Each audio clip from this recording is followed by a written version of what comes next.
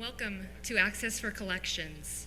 I'm Robin Pike. I'm from the University of Maryland Libraries, and I would like to start today by welcoming our first two speakers.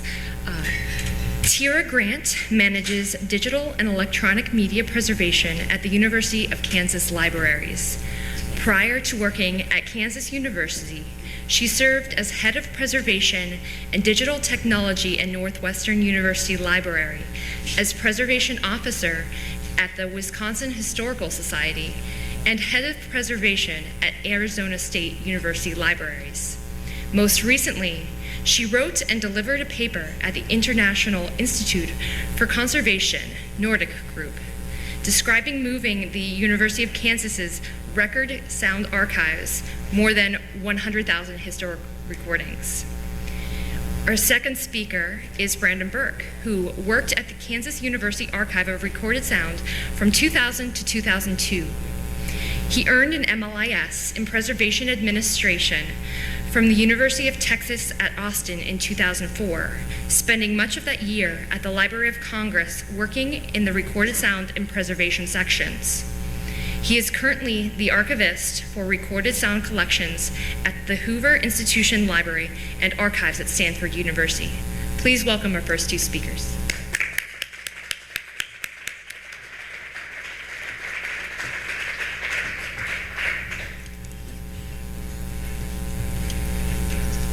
Good afternoon. I'll get warmed up in a second here. When the call went out for presentations here in Kansas City, and it was specifically asked for local collections, I thought, or regional collections, I thought, well, we might have some interesting collections. And I'd been speaking with Brandon about the ISIS collection, which he had taken care of years before at KU, and he said, well, have you thought about doing an ARSC presentation? I said, well, you're reading my mind.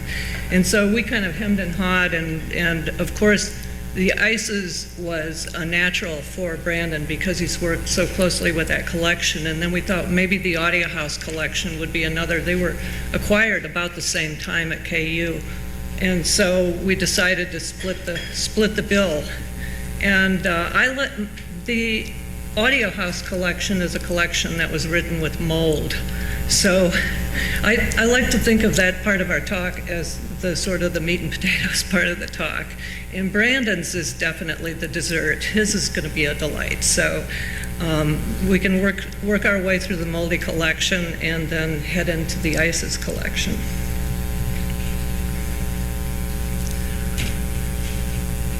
So I arrived at the University of Kansas in 2005, and around 2006, 2007, we began a preservation survey of our archive of recorded sound collections. I'm not going to go through too many of the details of that survey, but one of the things that we spotted right off the bat were two collections that were moldy. One was particularly moldy, and that's the collection you see here. That's the Audio House collection.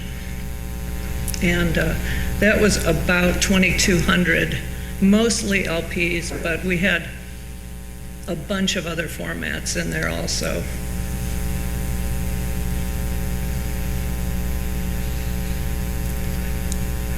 So it looks like I've got a blank slide here. When we assess collections for preservation, we look at three bottom lines, and we ask three questions. The first is, can this collection be discovered? And I'm not exaggerating here, and I didn't lighten this on purpose. This was the inventory of the collection. It was mimeographed, and some of you may not even know what mimeographs are anymore. This was the only list that existed with the collection. And I just checked the other day to see if anything had changed. I think we have 2 records in our online catalog for this collection to this day, although I don't think that's going to be for much longer. So the collection could not be discovered.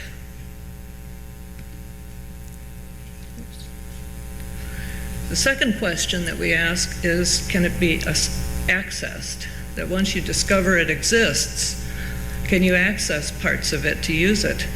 And this couldn't be accessed for a number of reasons. Number one, it was just completely moldy. There weren't many discs in this collection that didn't have mold. And also, it was sitting on shelves completely mixed up. So really, if you knew we had the collection, you might not be able to access what you needed from the collection. The third question we ask is it usable? So you might be able to find it, you may be able to find what you need, but then can you use it? And these three questions, can it be discovered, can it be accessed, and then can it be used? Those go into the future too. So you think, well, in 10 years, will we be able to discover it? Will we be able to access it? And then will it be usable? And clearly this collection was not usable. Now, let's back up, because here we want to get into a bit of a value proposition. And that's for the most part curatorial, but I want to talk a little bit about this collection, what it was, where it came from, how it got started, and kind of the role it serves in so many ways in Lawrence and regionally and nationally. So I'm going to read from this very, very faint accession record. It's the only accession record we have. The Audio House inventory was given to the Archives of Recorded Sound, University of Kansas in 1985 by, it says Tom Miller, actually it was Larry Miller, of Lawrence. A list in numerical order for 1970 through 79 herewith. It contains 2,254 12-inch LP recordings dated. Audio House was a recording studio, let me move ahead. Audio House was a recording studio located in Lawrence, Kansas, owned by Ed Down from its inception until his death, and that was in 1978. It was operated a few years longer, but ceased business in 1983. Mr. Down traveled all over Kansas, Missouri, Oklahoma, etc., and I've found records from Kentucky, Minnesota, Colorado, so he traveled far and wide, and his company did, and made recordings for his clients to sell. Well, the reason Audio House is called Audio House is it operated in the Downs family home in Lawrence, Kansas. And that was at 909 New York Street, and it functioned there until 1964, the end of 1964. The front part of the house, which you see up on the left, the front part of the house was the studio, and they actually had people come in and record there, and they had performances there. And the back part and the upstairs were the family part of the home. In 1964, the operation moved to the Turner Hall in Lawrence, Kansas, on Rhode Island and North 9th Street. And if you see, let's see if I can get this to work. Here we go. Here back in the back was more or less the Audio House storefront. You can see the logo right there. And the front part was the what they called the catacombs, and it was an echo chamber also. And one of the stories that Larry Miller told me was that the Paul Winter Consort came through town one year and noticed that there was a studio here on the corner, and so they stopped in and they fell in love with the echo chamber and set up all of their equipment in there and played and played and played. Now, Audio House was something of a family operation. So here you see Ed's wife, Betty, and she's packing up recordings or pressings ready to be sent out. I think they're called pressings. Anyway, they're ready to be sent out to RCA, where they had the actual LPs pressed. And Sister Leola Down is packing stock that's ready to be sent out. And Larry Miller was the technician, and Larry Miller is still in Lawrence, Kansas, and I've interviewed him once and plan on talking with him much more. He worked with Ed Down from 1963 on, except for a short stint with the Armed Services traveling band, I think it was, where he acted as sound person. But from speaking with Larry, he's almost considered part of the family. As a matter of fact, when Ed passed away in 1978, Larry purchased Audio House, and that's a few years later. It closed down around 1983 because Ed was actually the salesperson, although Larry said that Ed was just gifted with a golden ear, and he gave me a few examples of Ed Downs' ear and how finely tuned it was, and what a great teacher he was also. So Larry Miller has a website that's an Audio House website, and it has historical information. There's a lot of the photographs that I got from Larry's website. He gave us the 2,200 LPs and other associated materials, but he kept the tapes. So between the two collections, we've got a pretty complete collection of Audio House materials. That's not to say it's absolutely complete. And this is just a few samples of the recording studios in the Turner Hall that they moved to in 1964, that they started off with 2-track and then moved to 4-track. And down on the lower right is the 12-track that Larry Miller built. And the way he described it to me, and this is technical, so it doesn't mean a lot to me, but he said that they had created, this was in 1969, he said that he built it so that it was integrated circuits, but it was created and built with discrete parts. It means something to me, but I don't think it means anything compared to what it means to you. But so they had quite a range of capacity. And up on the left is the album imprinter that Ed Down devised, and then later they bought a printing press from local high school for die-cut labels. They were always looking for ways to cut pennies, which they passed on to their customers.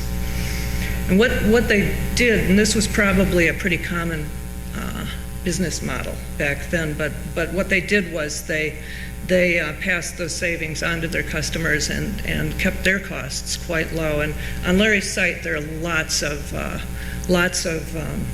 different price quotes like this one.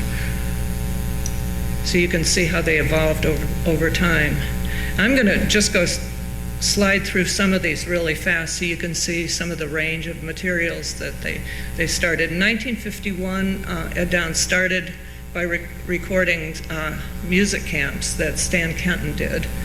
And that moved into concert bands and school bands and school concerts. This is Lawrence High School. Larry Miller started up a photography operation that was part of it, and so he would take the photographs and offer it to the customers. This is one of their in-house printed labels and cut. You can see originally it was called Audio House High Fidelity. And I'm going to just give you a sense of what kinds of information are on some of these jackets and materials. This is from Grand Island, Nebraska, and you can see the mold down on the bottom. So there's a lot of information to be preserved in these. A lot of University of Kansas recording went on. Also, Audio House did some of the recording. For any of you who are familiar with Carnival of Souls, Audio House did some of the recording for that. This is one of the church groups or religious groups, and you can see the desiccation from the mold there.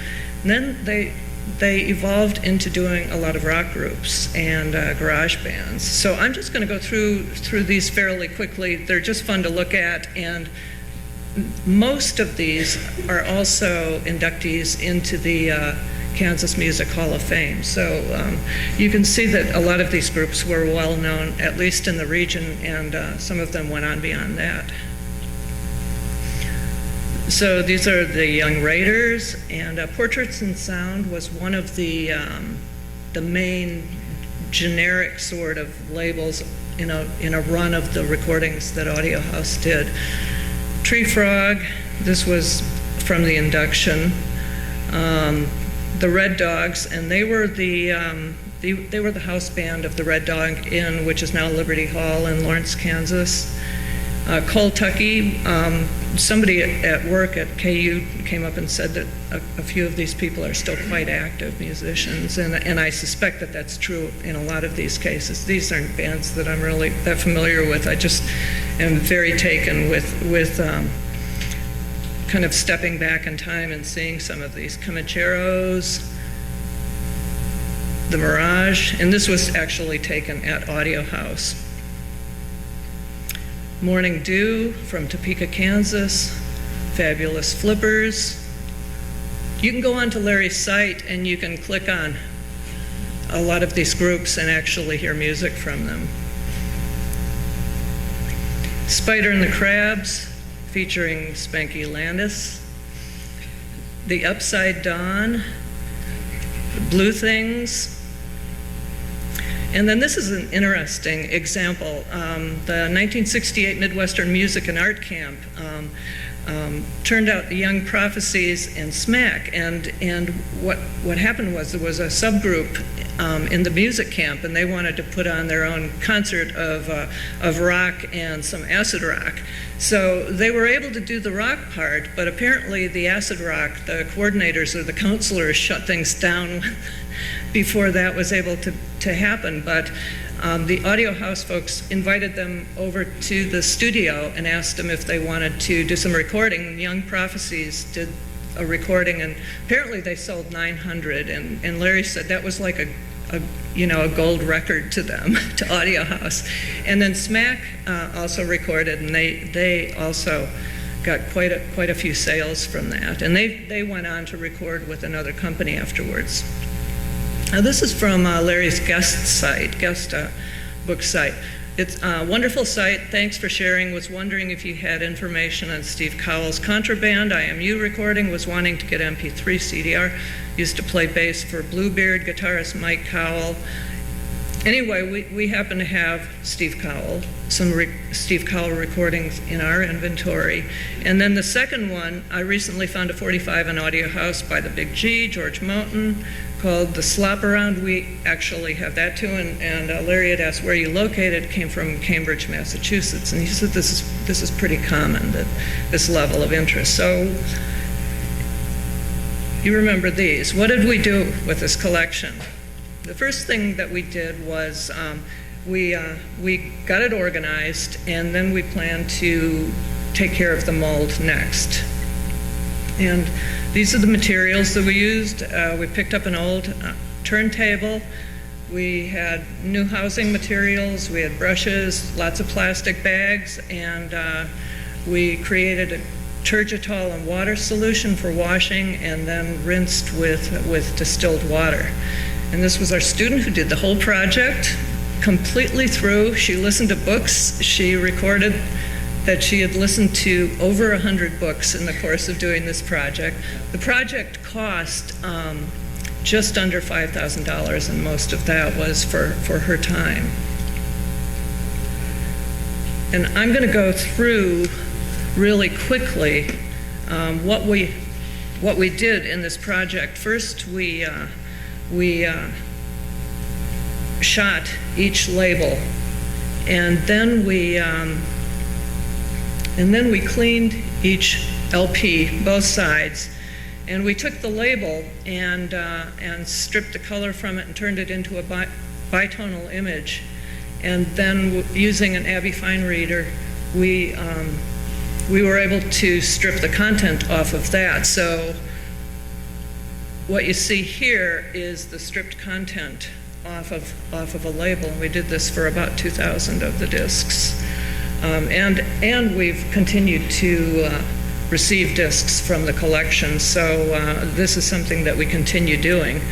And this is just a slice of the inventory that we've created. We copied everything from the mimeographed inventory, created a new inventory, developed a an identification system for the alpha part of the code, for the numeric part of the code, and then for the year part of the code, which you don't see here, but we recorded things like that we had kept the jacket for imaging, and in most cases we kept jackets that had unique information on them. And many of those are moldy, so those are in cold storage right now. And then the notes, which having a student do those are pretty interesting sometimes. And then you can see how the content from the labels was laid down in the inventory. And I've just opened up 2 of them so you can see how that lays down in that inventory. And here you can see actually the mold process taking place. This is my first editing job.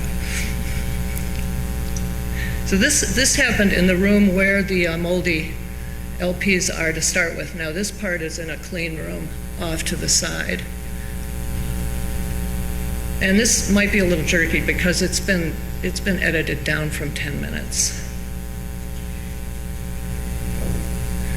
So this first pass is just to get rid of the worst of the mold, the most obvious mold off the top.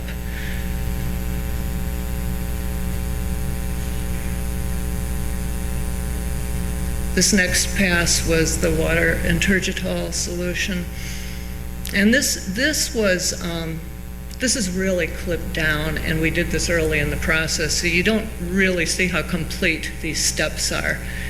And now the next is to rinse the turgidol and water off with distilled water. And so this went on longer than this, but to get the whole process in here. And then in order to flip that over, so we weren't flipping the LP over onto mold, we changed the plastic. And every night, Rachel came over to the conservation lab and washed every one of these plastic sheets every single night. And the same process for the second side. And then at the end of the day, she would transfer she would relabel all of the images, the photographic images that she created, and transfer all that information to the spreadsheet, doing a kind of a double check to make sure that what she had transferred had been accurate. Now our inventory isn't perfect, but it's pretty good. I've done some spot checks on it, and it's really, really quite good.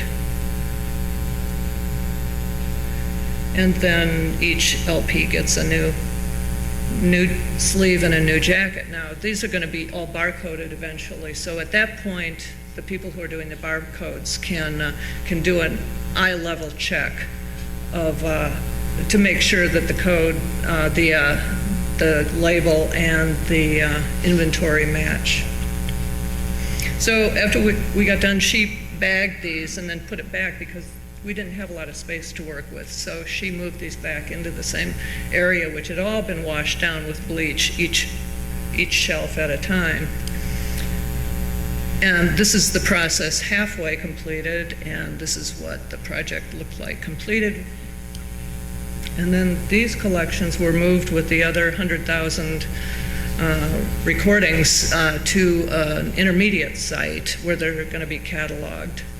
And then ultimately moving to our high-density storage annex that maintains 50 degrees and 35% relative humidity. And that's a view on the inside. So what have we done? We've gone a long way toward enabling discovery and access of these collections. It's not totally complete, but we've recorded performance details, and without those, it's almost impossible to know where you're going to be going. And then the cataloging is going to be underway fairly soon and providing secure cold storage for the collections. So unfinished business, we have a lot of non-vinyl formats and a lot of odd formats that we need to take care of. Not a lot. We have, I would say, maybe 200 items. And then I've started talking with Larry Miller about putting together some kind of a discography, because we still have all of the label images. So we have the raw materials there, and there's a lot of interest on all levels of the community for doing that. And then we still need to preserve information from the original jackets, and that may be a scanning project at some point in the future. So these are the thanks, especially Larry Miller, and then the Kansas Music Hall of Fame. I want to give them a shout out because I got a lot of information off of their site. And now I want to let you listen to Brandon.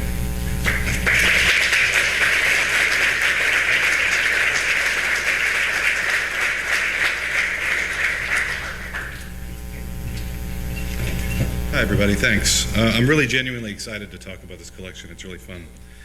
And true to what Tyra was saying, it's less a story of preservation, this one. The tapes were in good shape, and the transaction with the vendor was solid, so I'm going to be talking about the content here more than anything else. And that's where I was supposed to say that. Let's see, the event itself happened in August 1972, London and Edinburgh. The Edinburgh thing is kind of washy. There was supposed to be this magical caravan train ride that took all the psychedelic bands up and down from Edinburgh to London. It didn't really happen. Apparently the band just got sidetracked and nobody really played. But that was the idea. Harvey Job Matusow we're going to talk about in depth in a bit. He's certainly at least as big a part of this story as the music itself. This is the nuts and bolts of what I need to bring up at least right away. Tapes were donated to KU in the mid-'80s, 46 open reel tapes. Two projects over the years to transfer them. There was an ill-fated CD reissue project in 2002 that Scott Colburn, if you guys have heard of him, did those. Only the AMM recording was actually commercially issued, and you'll hear some of that in a bit. And the effort or the project this year. And now we get to talk about Harvey Matusow. Harvey was born in the Bronx in 1926, served some time in the Army, afterwards drifted towards Greenwich Village, joined the American Communist Party, sold papers to the party, raised money, appeared in some leftist plays. None of this is particularly unique to him, but perhaps unique to him is the fact that he contacted the FBI in 1950 and started ratting out on everybody he knew. In 52, he joined McCarthy and Cohen and the HUAC, providing information against the dangerous groups you see below. And if we're to believe the Wikipedia entry, I don't know that we should, but anyway, it says, quote, that Harvey once reported that 126 communists worked in the Sunday department of the New York Times, even though the total number of employees was 100. In 1955, he publishes the memoir False Witness, wherein he discloses that he was paid to lie about members of the American Communist Party. He's found guilty of perjury, sentenced to prison, and therein dubbed the most hated man in America, having pissed off everyone he's ever met. Released from prison in 1960, he gravitates back to publication, underground scene, starts East Village Other.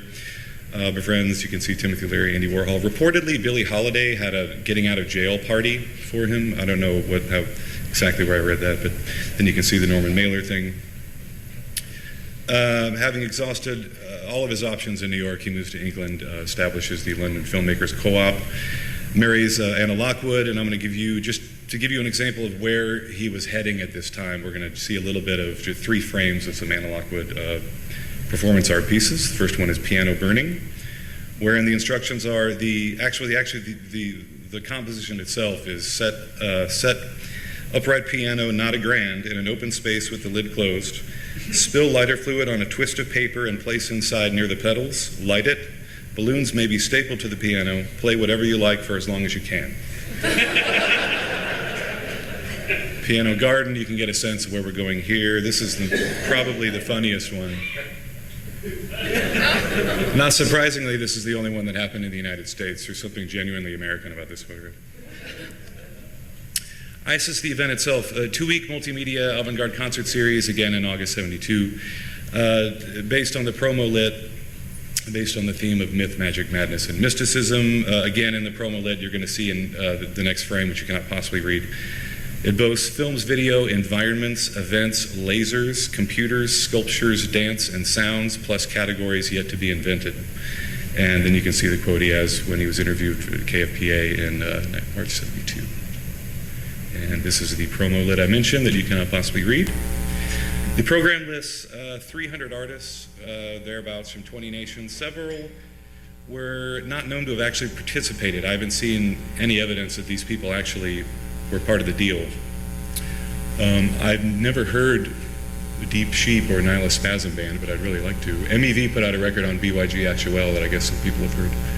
And as far as the Yoko Ono thing, again, if we're to believe the WFMU Beware the Blog article, Harvey Matusow, the biggest snitch in American history, he says he invited his pal Yoko Ono and her husband to London for the gallery show where Yoko met John, making him partially responsible for breaking up the Beatles.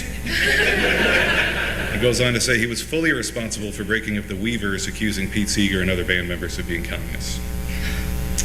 The festival is plagued by disorganization and mismanagement, funded entirely by the artists themselves, meaning Harvey really didn't do much of anything except call a bunch of people, to be totally honest.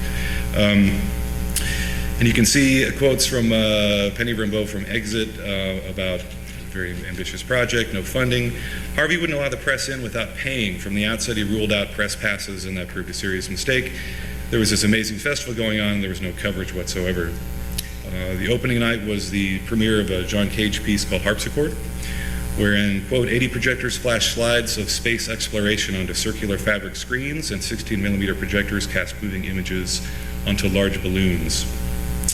A lot of press turned away, so a lot of people didn't hear about it. You can see there the list of participants. And I love this review from Saturday Review. Those in attendance didn't seem to know what to do, and being British fell into a polite, if edgy silence. Unfortunately, there's no recording of this. Supposedly the BBC recorded it. I can't find a recording, so unfortunately I don't have that. To give to you, Exit that I mentioned earlier, they were quick to jump on board and help with advertising, promotion. One of the members designed this iconic poster, and two of the members of Exit would go on to form the punk band Crass, which I found really interesting. I had no idea about that. So we're going to hear a bit of the performance by Exit right now.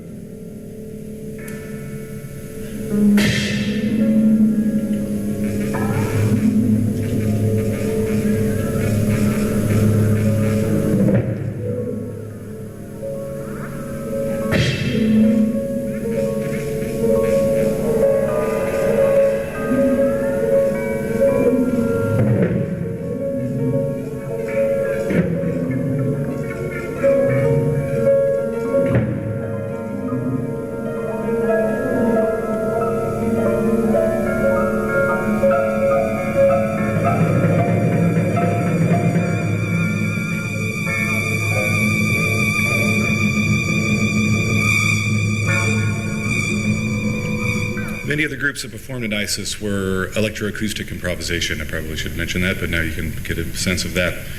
And also, the recordings were made by placing microphones in sections of the performance hall and not run through the board. So what you hear, that kind of, some of these sound better than others, as certain types of music lend themselves to that type of recording. Naked Software was actually Harvey Matusow's group, and this is actually among the more pleasant recordings in the whole festival. I was pretty surprised. So this is a bit of Naked Software here. Let me get it going.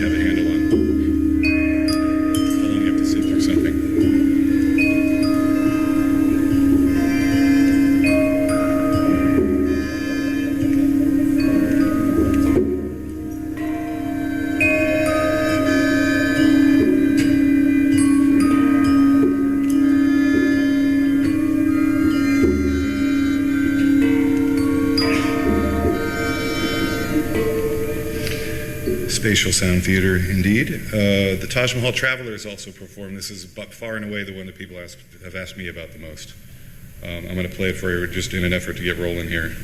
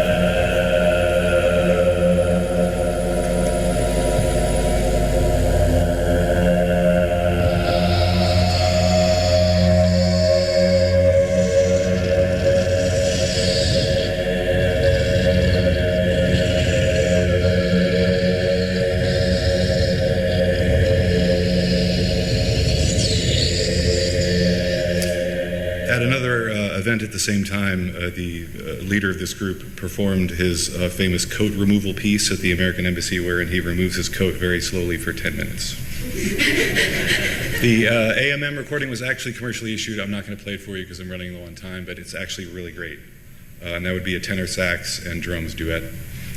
David Rosenboom, I'm also going to skip. It's pretty neat, but mostly because of what he was trying to do. Than really actually listen to the music itself. I think I'm going to do the same thing with the next one, which is some tape manipulation. And I'm going to pass by that one pretty quickly.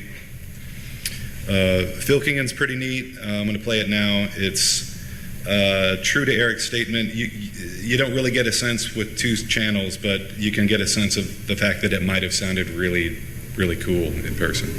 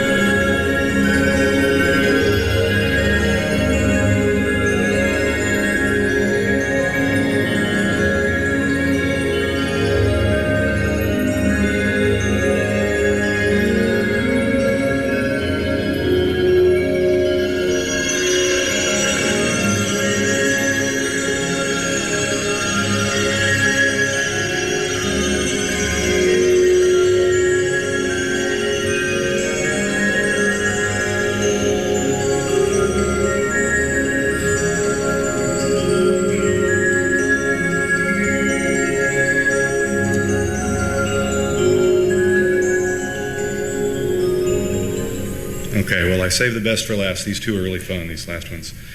Perhaps you've heard of this group, Portsmouth Sinfonia. They somehow or another, they actually issued 2 LPs. I don't know who took them on as a money-losing venture. Let's see where Portsmouth Symphony. I guess I'm not going to worry about the quote. You can read that there. I'm just going to let you guys hear this so I can get off stage.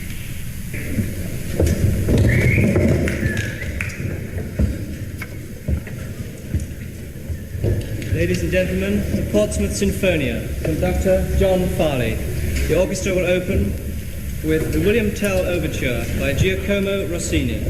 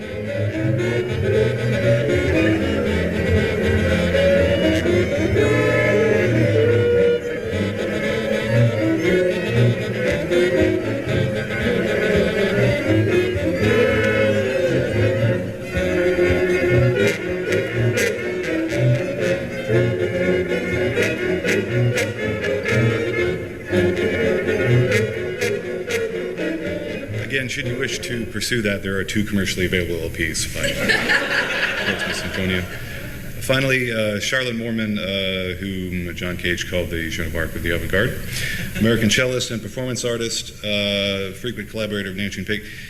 There's an article in The Wire that says that Nam June Paik composed this next piece and created the item that she plays. That's incorrect. The item in question is a cello made out of ice that she... The composition here is make full-size cello of ice, get nude, play the instrument until it melts. And I will read again from the Saturday review of this from the following month in 1972. Reviewer says, sound there was the sound of water dripping, from time to time the sound of ice falling off in a chunk, sub-threshold sounds of bow on ice. She shuddered without showing it for the hour or so that elapsed before the instrument finally fell away into water and cubes. It was a virtuoso performance, legendary in proportion. And we're going to get to hear that, or the final end of it right now. So this is the great conclusion.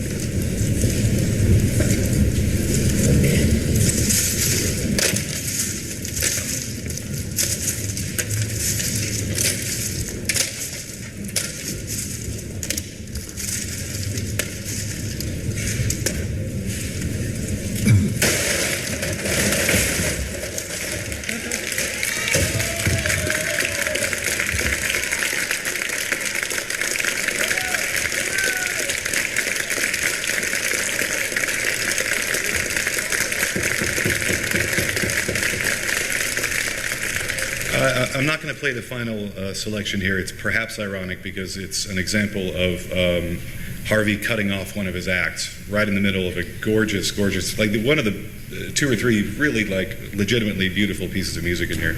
And he cuts in by clapping and saying, the next artist is blah, blah, blah. It's really pretty funny. So anyway, I'm going to end by not playing that for you. How's that forever?